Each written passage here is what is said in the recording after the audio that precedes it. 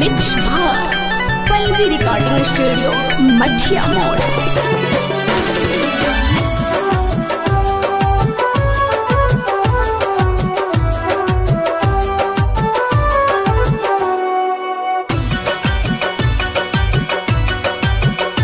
Music by Shams Jamil।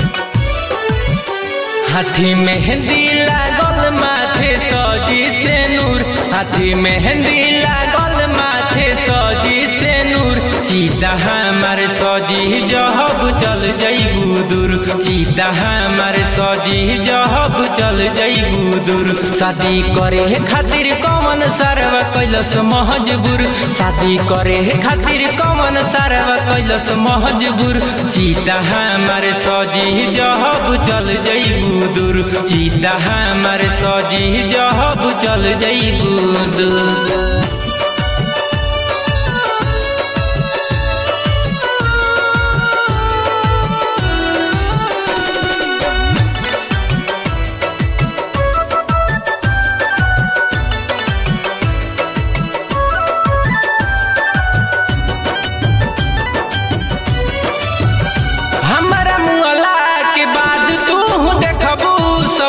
तोहसे बिनती करी भेज दीहा कफन,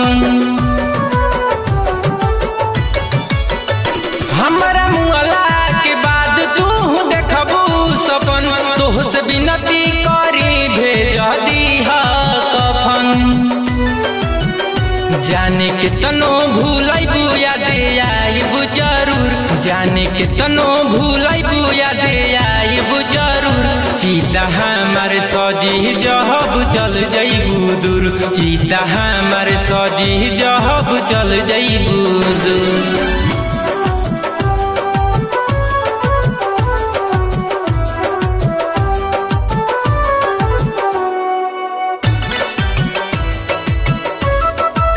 मिक्स भाग पल्लवी रिकॉर्डिंग स्टूडियो मठिया मोड़।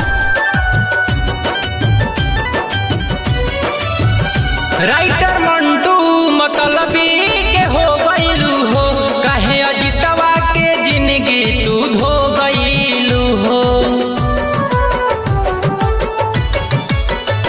राइटर मंटू मतलबी के हो गईलू हो, अजय गुड्डू के जिंदगी तू धो गईलू हो।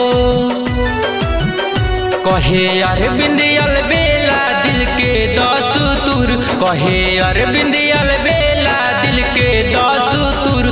चीता हमार सजी जहब चल जइबू दूर, चीता हमार सजी जहब चल जइबू दूर। शादी करे खातिर कौन सरवा कैलस महजबूर, शादी करे खातिर कौन सरवा कैलस महजबूर। चीता हमार सजी जहब चल जइबू दूर, चीता हमार सजी जहब चल जइबू दूर।